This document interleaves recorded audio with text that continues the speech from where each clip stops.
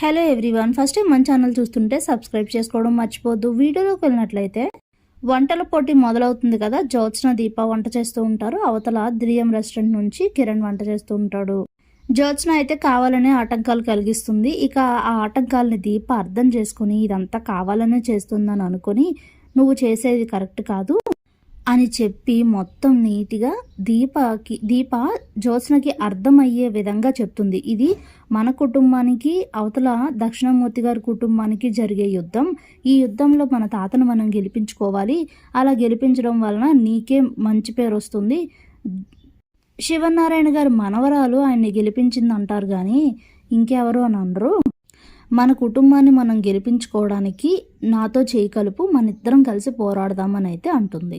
ఇంకా అయినా నువ్వు ఇలా చేయడం వలన తాత నీ గురించి ఆలోచిస్తారు కదా, నీ వల్లనే అవార్డు వచ్చిందని అనుకుంటా ఆయన నీ గురించి ఆలోచిస్తారు కదా, మంచి జరుగుతుంది కదా, ఒక్కసారి ఆలోచించు, నాతో చేయి కలుపు అని అంటే ఇక సూరజ్ గడ్ చెప్పిన ప్లాన్ కన్నా దీప చెప్పిన ప్లానే బాగా నచ్చుతుంది జ్యోత్స్నకి. ఇక తనతో చేయి కలిపి ఇక అక్కడి నుంచి అయితే దీపకి ఫుల్ సపోర్ట్గా హెల్ప్ చేస్తూ ఉంటుంది. దీప వంట చేస్తూ ఉంటే కావాల్సినవన్నీ ఇవ్వడం అది ఇది అంతా ఫుల్ హెల్ప్ చేస్తూ ఉంటుంది. ఇదంతా కూడా ఫ్యామిలీ అందరూ చూస్తూనే ఉంటారు ఫస్ట్ నుంచి ఇక్కడ దాకా. మధ్యలో ఏదో జరిగిందని అయితే అందరికీ అర్థమవుతుంది. ఇక అదంతా అయిన తర్వాత వంటల పోటీ పూర్తయిన తర్వాత వచ్చిన చెఫ్ అలానే జడ్జెస్ అందరూ కూడా ఆ వంటలు టేస్ట్ చేసి అవతల అంత పెద్ద డిగ్రీలు తీసుకున్న చెఫ్ కన్నా కూడా మీరే బాగా వంట చేశారు, మీ రెస్టారెంట్కే best restaurant of the year award అయితే వస్తుందని చెప్పి ఇక వాళ్ళైతే అవార్డు అయితే దక్షిణామూర్తి చేతుల మీదుగా శివనారాయణకి ఇప్పిస్తారు. ఇక దాంతో మునిపెన్నడూ లేనంత సంతోషిస్తాడు శివనారాయణ. ఎన్నోసార్లు అవార్డు వచ్చినా అంతకు ముందు కన్నా కూడా ఎన్నో రెట్లు ఎక్కువ ఆనందంగా కనిపిస్తాడు శివనారాయణ.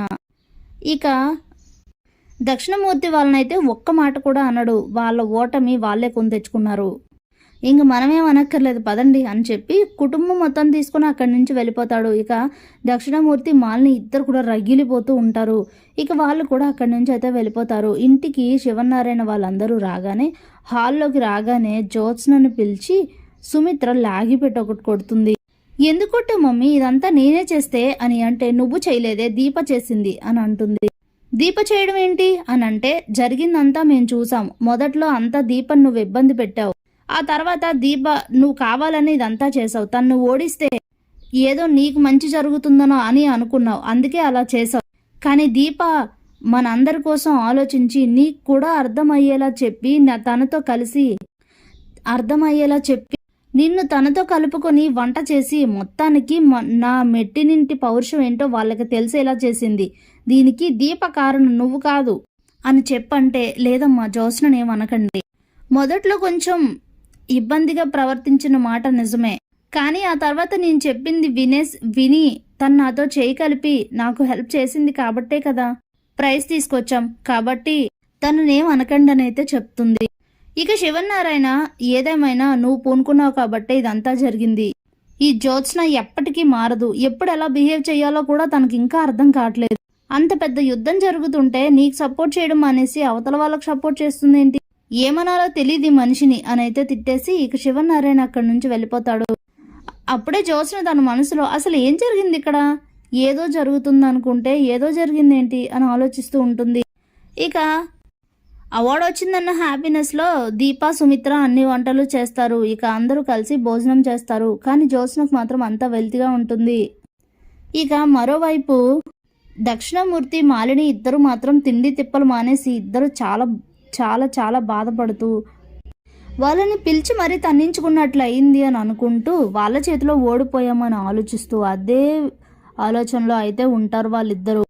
ఇక రాత్రికి జ్యోత్స్న దగ్గరికి పారిజాతం వస్తుంది. అప్పటికే జ్యోత్స్న తీవ్రమైన ఆలోచనలో ఉంటుంది. ఏంటో ఎందుకు అలా ఆలోచిస్తున్నావు, అంతా అయిపోయాక నీకు నేను మంచి ప్లాన్ చెప్పాను, అది వదిలేసి పోనీ సూరజ్ కూడా చెప్పిన ప్లాన్ కూడా మంచిదే, నీట్గా చక్కగా చెడగొట్టవే అని అంటే మళ్ళీ దీప ఏదో చెప్పిందంట, దానికి కన్విన్స్ అయ్యి దాంతో చేతులు కలిపిందంట, అవార్డు తీసుకొచ్చిందంట.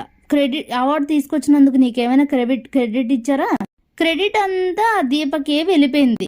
నిన్ను ఆటలో అరటిపండులాగా కూరలో కరివేపాకులాగా తీసి పడేశారు అందరూ. అందుకే ఈ కుటుంబం గురించి మనం ఆలోచించకూడదు, నీకంటూ ఒక లక్ష్యం ఉంది, దాన్ని నువ్వు చేరుకోవాలని నీకు ఎన్నోసార్లు చెప్పా. అందుకే నువ్వు నా మాట వినలేదు అని అంటే, ఇప్పుడు వినాలనుకుంటున్నాను గ్రాని, నాకు ఒక ఆలోచన తట్టింది, ఇలా చేస్తే ఎలా ఉంటుందో నువ్వే చెప్పని అడుగుతుంది. ఏంటి అని అడిగితే, ఈ కుటుంబం గురించి ఆలోచించడం అస్సలు కరెక్ట్ కాదు, అందుకే ఈ కుటుంబానికి శత్రుత్వం ఉన్న ఆ మాలినితో వెళ్ళి చేతులు కలుపుదాం అనుకుంటున్నాను అని అంటుంది. షాక్ అయిపోతుంది పారిజాతం. ఏం మాట్లాడుతున్నావే అని అడిగితే, అవును గ్రాని, ఇంతకన్నా మంచి ఆలోచన ఇంకేదీ ఉండదు. ఈ కుటుంబం పతనం నేను ఒక్కదాన్నే చేయలేకపోతున్నాను. వెళ్ళి ఆ మాలినితో చేతులు కలిపాను అనుకో, ఈ కుటుంబాన్ని రోడ్డును పడేయాలన్న ఆలోచనలోనే ఉంది కదా. ఆ ప్రాసెస్లో వీళ్ళందరూ ఎగిరిపోతారు, దీప, బావ అందరూ ఎగిరిపోతారు. తను కోరుకున్నది నేను చేసిన తర్వాత నాకు కావాల్సిన మంచి పోస్ట్ని ఇవ్వమని అడుగుతాను, లేదంటే కొంత ఫిక్స్డ్ అమౌంట్ ఇవ్వమని అడుగుతాను. వీళ్ళు నన్ను ఒకవేళ వారసురాలు కాదని గెంటేసినా కూడా అవి నాకు బాగా ఉపయోగపడతాయి కదా అని అంటే, అప్పుడే పారిజాతం జ్యోత్స్న దగ్గరకు వచ్చి లాగి పెట్టి ఒకటి కొడుతుంది.